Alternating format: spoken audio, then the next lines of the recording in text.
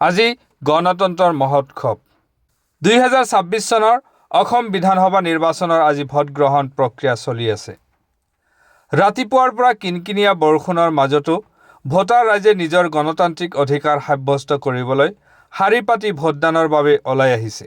16 নং অভয়পুৰী বিধানসভা সমষ্টি আৰু 17 নং সৃজনগ্ৰাম বিধানসভা সমষ্টিৰ ভোটাৰ ৰাইজ স্বতঃস্ফূৰ্তভাৱে ওলাই আহি শান্তিপূৰ্ণভাৱে ভোটদান কাৰ্যত অংশগ্ৰহণ কৰি গণতন্ত্ৰৰ ভেটি শক্তিশালী কৰাৰ চেষ্টা অব্যাহত ৰাখিছে।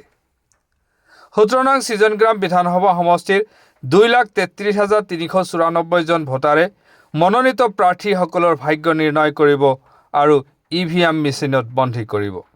গণতান্ত্ৰিক শাসন ব্যৱস্থা সংবিধানৰ এটা অবিচ্ছেদ্য অংগ হিচাপে আমাৰ প্ৰতি বছৰে যি চৰকাৰ গঠন কৰে, এইটো আমাৰ এটা ৰাজনৈতিক ব্যৱস্থা, পলিটিকেল চিষ্টেম।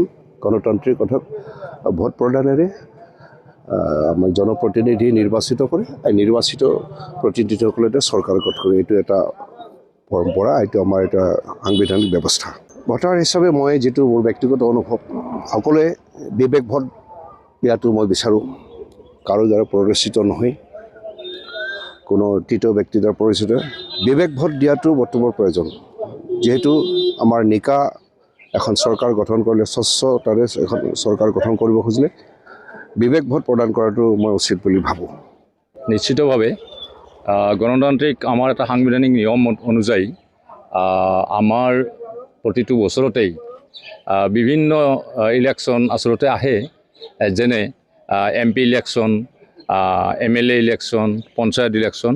আৰু এই ক্ষেত্ৰত মই দেখিছোঁ আজি কেইবছৰমানৰ পৰা আমি দেখা পাইছোঁ, আমি অনুমান কৰিব পাৰিছোঁ শিক্ষাৰ হাৰটো ক্ৰমান্বয়ে বৃদ্ধি পাইছে।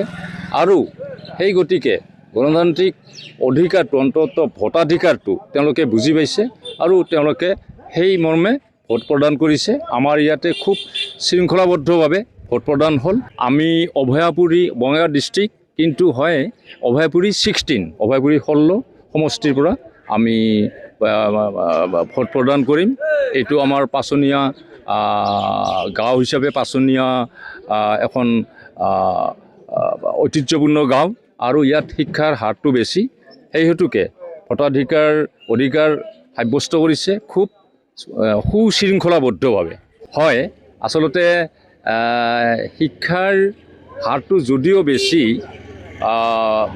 মানে পুনৰ নিৰীক্ষণৰ পিছত কিছু সংখ্যক পাৰ্চেণ্টেজ কম, কিছু সংখ্যক ভোটাৰৰ অলপ খেলি মেলি হৈছিল যদিও আমাৰ ইয়াত যিখিনি মানে জনা বুজা অভিজ্ঞ ব্যক্তি আছে তেওঁলোকে সেইখিনি আঙুলিয়াই দিছে আৰু সেইমতে কোনো অসুবিধা হোৱা নাই।